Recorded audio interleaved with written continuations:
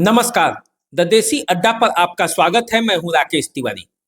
देखिए, भूमिहारों के घर में प्रशांत किशोर ने राजपूत उम्मीदवार उतार दिए हैं।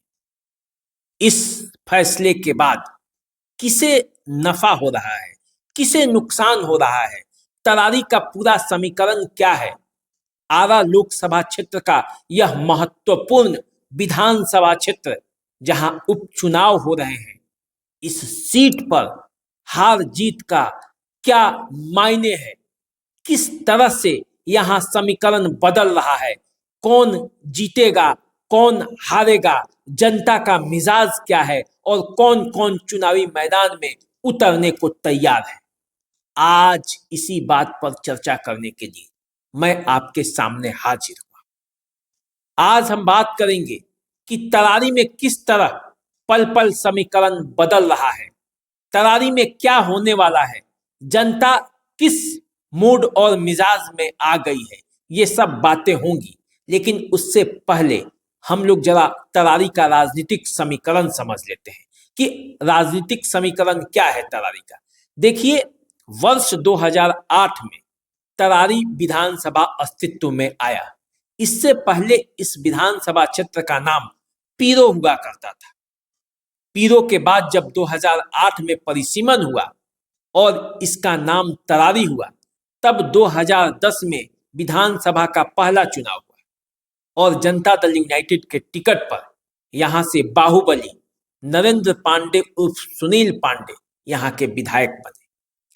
दूसरा चुनाव जब 2015 में हुआ, तब यहां सुनील पांडे की पत्नी गीता पांडे लोजपा प्रत्याशी के तौर पर चुनावी मैदान में थी और दूसरे तरफ से भाकपा माले के उम्मीदवार सुदामा प्रसाद थे और सुदामा प्रसाद ने यहां गीता पांडे को पराजित कर दिया।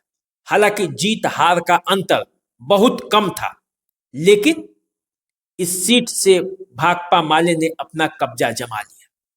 जब 2020 का चुनाव आया तो 2020 के चुनाव में बीजेपी ने इस सीट को अपने एक प्रत्याशी कौशल विद्यार्थी को चुनावी मैदान में उतार दिया। तब सुनील पांडे निर्दलीय प्रत्याशी के तौर पर यहां से चुनावी मैदान में उतर गए और फिर सुदामा प्रसाद यहां लगभग 11,000 से अधिक मतों से चुनाव जीत गए। तो 2010 से लेकर 2020 तक जो 3 चुनाव हुए, उन 3 चुनावों में 2 बार भाकपा माले और 1 बार जनता दल यूनाइटेड के टिकट पर सुनील पांडे चुनावी मैदान में लड़े। हालांकि तीनों बार वे चुनाव के मुख्य धारा में थे, क्योंकि 1 बार जीते और 2 बार वो दूसरे स्थान पर रहे। बीजेपी के जो पिछले बार प्रत्याशी थे वो तीसरे पायदान पर चले गए। तो इस तरह से देखा जाए तो तरारी के राजनीतिक जमीन पर सुनील पांडे का दबदबा है और माले का दबदबा है।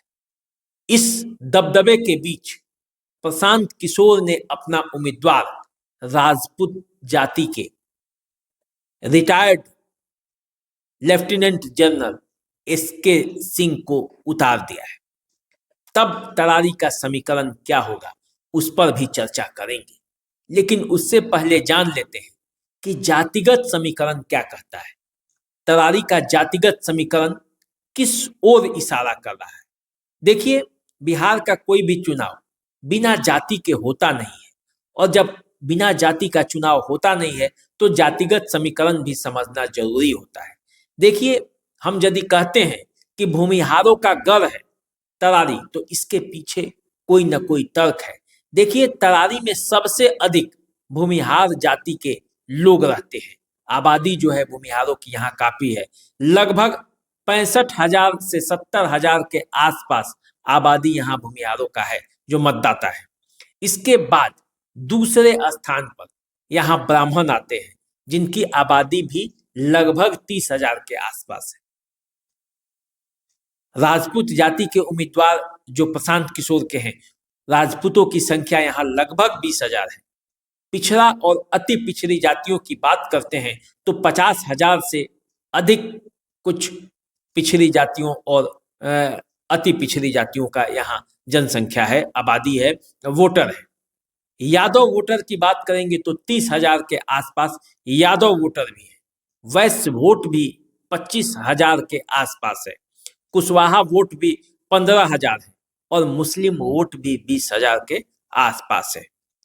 तो ये जातिगत समीकरण जो है, आप जानते हैं कि यदि समीकरणों पर बात करें तो सवर्ण समाज, वैश्य समाज, कुशवाहा वोट, ये सब अति पिछड़े में कुछ ऐसे वोटर हैं जो सब एनडीए के कोर वोटर माने जाते हैं। महागठबंधन की तरफ से यादव वोटर, मुस्लिम वोट, पिछड़ा और अति पिछड़ा का कुछ वर्ग ये आता है। ये समीकरणों की बात है, जमीन पर क्या लड़ाई है ये तो आने वाले समय में पता चलेगा, लेकिन यही समीकरण है। 2020 का यदि हम बात करेंगे तो 2020 में सुदामा प्रसाद को यहाँ से 75,945 मत मिले थे और सुनील पांडे को 62,930 मत मिले थे। निर्दलीय प्रत्याशी के तौर पर वे चुनाव लड़ रहे थे। लेकिन इस बार फिर उपचुनाव में चुनावी भिड़ंत है, क्योंकि यहाँ से जो विधायक सुदामा प्रसाद थे वो आरा के सांसद हो चुके हैं और उन्हीं के सांसद बनने से ये पद रिक्त हुआ है। तो यहाँ पे जो चुनावी समीकरण है वो किस तरह से मोड़ आई है, किस तरह से चुनावी समीकरण में, इस पर बात कर लेते हैं। देखिए, सबसे पहले बात कर लेते हैं कि महागठबंधन से यहाँ कौन उम्मीदवार है। महागठबंधन के तरफ से इस बार यहाँ से राजू यादव, जो कि माले के कार्यकर्ता है, आरा लोकसभा क्षेत्र से 2019 का चुनाव आरके सिंह के खिलाफ लड़ चुके हैं। वो इस बार तरारी से माले के प्रत्याशी हो सकते हैं, महागठबंधन के प्रत्याशी हो सकते हैं। तो राजू यादव जो है वो तरारी में माले के प्रत्याशी हैं। उसी तरह से बीजेपी की बात करें, बीजेपी की उम्मीदवार की बात करें तो यहाँ पे सुनील पांडे अपने पुत्र विशाल प्रशांत के साथ बीजेपी ज्वाइन कर चुके हैं। सुनील पांडे खुद चुनाव लड़ना चाहते थे, लेकिन उनके आपराधिक छवि के कारण बीजेपी से टिकट मिलने में थोड़ी गुंजाइश कम हो सकती है, इसलिए वे विशाल प्रशांत को यहाँ से चुनावी मैदान में उतारना चाहते हैं। तो विशाल प्रशांत यहाँ से बीजेपी के उम्मीदवार हो सकते हैं। तो ऐसे में भाकपा माले और बीजेपी के यहाँ उम्मीदवार हो गए हैं, एनडीए और महागठबंधन के उम्मीदवार, और प्रशांत किशोर ने ऐन मौके पर जन सुराज के तरफ से रिटायर्ड जनरल एसके सिंह को चुनावी मैदान में उतार दिया है। भोजपुर जिले के तरारी विधानसभा क्षेत्र के करथा गांव के ही रहने वाले हैं एसके सिंह। ये ऑपरेशन मेघदूत, ऑपरेशन रक्षक, ऑपरेशन पराक्रम में शामिल हो चुके हैं। जब अपने कैरियर के दरमियान इन्हें अति विशिष्ट सेवा मेडल और उत्तम युद्ध सेवा मेडल भी मिल चुका है। बिहार में एसके सिंह दूसरे व्यक्ति हैं जो इतने सर्वोच्च पद तक सेना में गए। बिहार में 2 ही लोग गए, उसमें एसके सिंह एक है।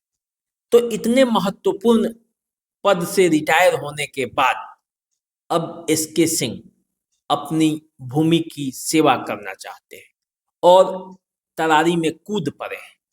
तो देखिए, यदि जन सुराज जो कहता है उसके हिसाब से बात करें तो जन सुराज ने जिस परिकल्पना को लेकर और जिस वादे के साथ चुनावी मैदान में उतरने का प्रयास किया है कि सही लोग, सही सोच और सामूहिक प्रयास, उस पर खरा उतरते हुए दिख रहा है।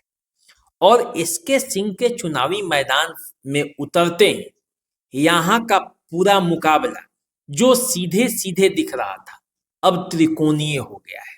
और जब ये मुकाबला त्रिकोणीय हो गया है तो यहाँ परिणाम कुछ भी हो सकता है, आप इससे इनकार नहीं कर सकते हैं। देखिए, इस बार इन 3 लोगों के अलावे एक और व्यक्ति चुनावी मैदान में उतर सकते हैं निर्दलीय प्रत्याशी के तौर पर, राजेंद्र पाठक, क्योंकि राजेंद्र पाठक जन सुराज से ही जुड़े हुए व्यक्ति थे और वो यहाँ से चुनाव लड़ना चाहते थे।